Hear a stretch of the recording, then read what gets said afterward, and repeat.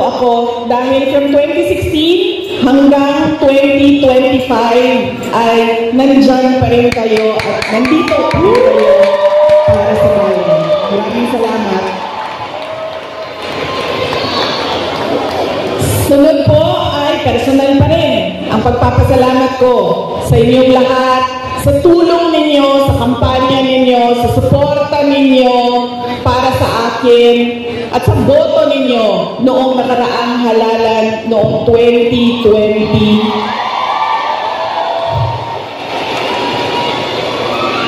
At sa susunod na halalan sa 2022.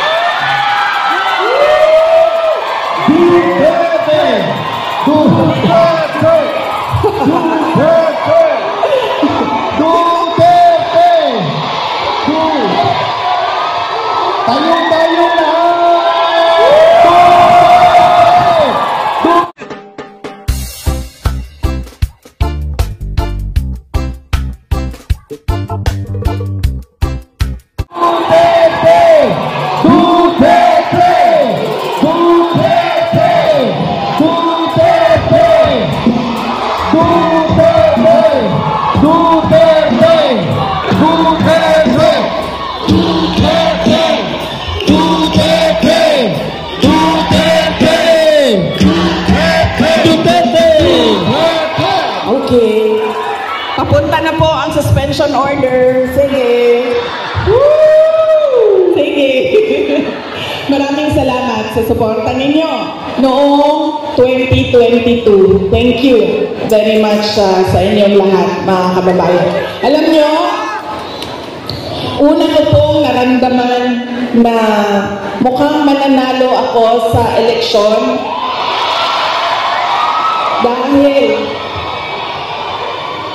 dahil nakita ko ang overseas absentee voting results. Una siyang lumabas. So nakita ko na I think 98% lahat.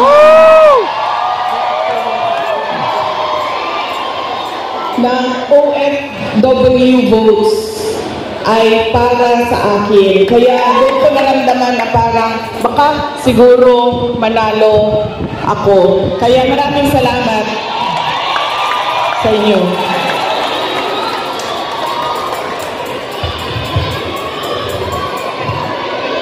Ang susunod ko po na pagpapasalamat ay sa akin pa rin, para sa inyong lahat, sa suporta ninyo sa aking mga kasamahan, sa aming trabaho, sa programa at proyekto ng Office of the Vice President. Maraming salamat po sa inyong lahat. Dahil kayo lang po ang sumusuporta sa OVP, ang buong gobyerno po ay iniwanan na po ang OVP.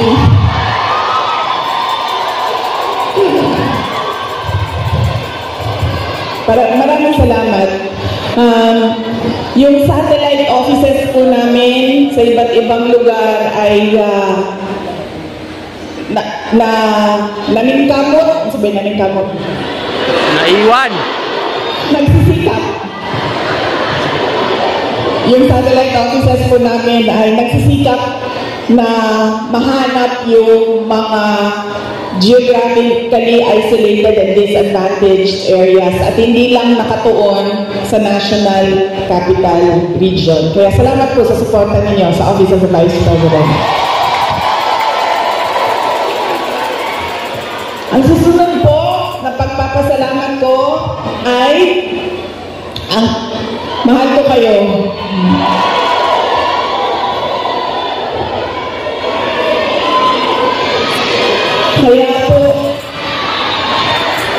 Kaya po hindi ako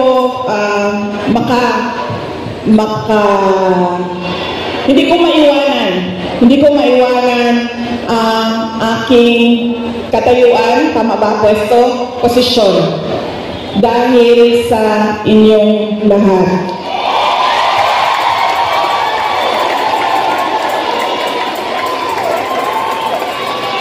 Ang sunod na pagpapasalamat ay mula po sa aming pamilya, ang pamilya Duterte. Napakalaki po ng utang na ipagkaloob namin sa inyong lahat.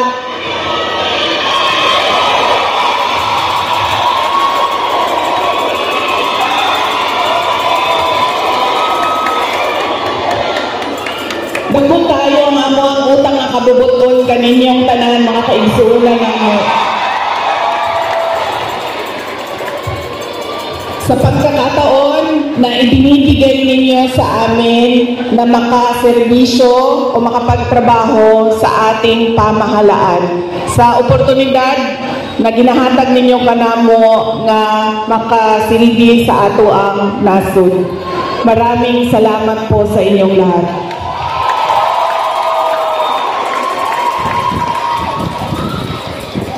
Okay, so yan na po ang aking mga pagpapasalamat. Meron pa ba akong hindi na Maraming salamat, ma'am. Ang sunod ay lilipat na po ako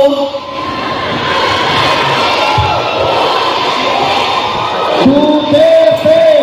Duterte! Duterte! Duterte! Paminaw sa mo ba? Kajut lang mo. Alas 12 na. Alas 12 na kasi magpakaon sa ito alin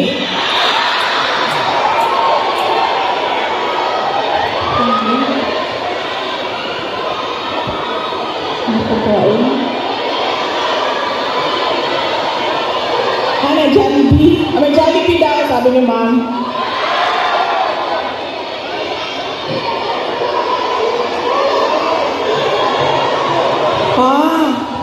Okay. So, hindi daw tayo kakain lahat para sa bayan. Okay. Sige, okay lang. Kailangan ko din naman magpa-reduce, so okay lang.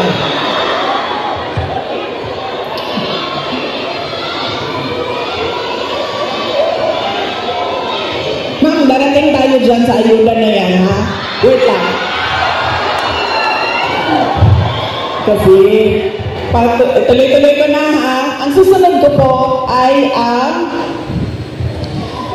dahil pagpapasalamat po ito kay PRRD, former President Rodrigo Duterte, ay mag-share ako sa inyo ng aking pagpapasalamat sa kanya. Medyo mahaba itong kwento na ito, so mamaya nyo na singilin yung mga suspension order ninyo. Alam nyo, isa lang. Sa lahat-lahat siguro ng pagmamahal or generosity ni former President Rodrigo Duterte, isa lang ang stand out. Nag-iisa lang ang lagi kong pinagpapasalamat sa Diyos na ginawa ni Tatay Digong, ni former President Duterte sa akin.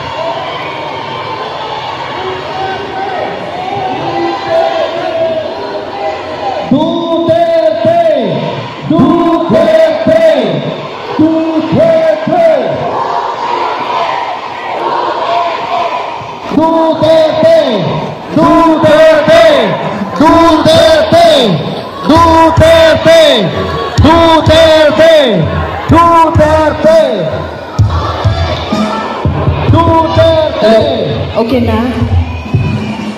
Sir, pakihanap na yung inutusan ni Marcos na patayin niya lang.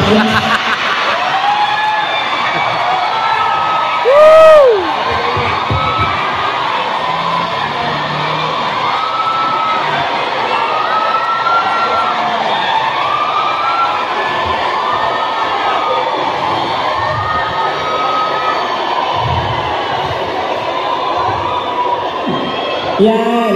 Dahil sa mga ganyan, nakakasuhan ako eh. Malay natin, di ba? Baka may inutusan dyan.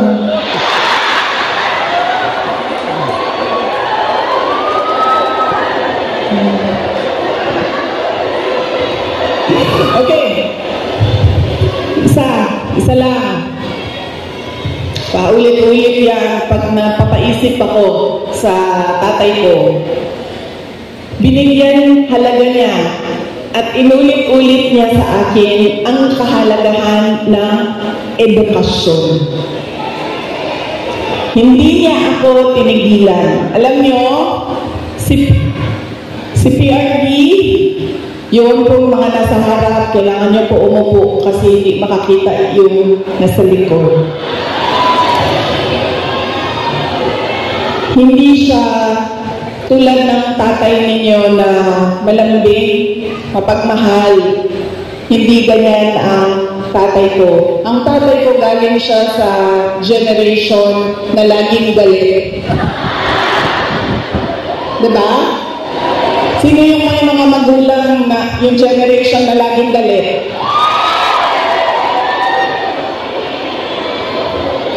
Yan. Galing dyan. Generation. Galing dyan ang tatay ko sa generation na yan. So, lagi siya galit. So, sa akin, maalala ko, sinabi niya talaga sa akin, paulit-ulit habang ako ay lumalaki. Ikaw, sabi niya, hindi ka tao sa paningin ko. Napaisip ako noon, diba? Sabi ko, pusa o aso? Hindi ka tao sa paningin ko kung hindi ka abogado o doktor. Totoo yan. So, paulit-ulit niya yan na sinasabi sa akin. So, syempre, pag ikaw bata ka, diba? Papasok yan paulit-ulit dyan sa iyo. So, ako din, habang ako ay nag-aaral, nung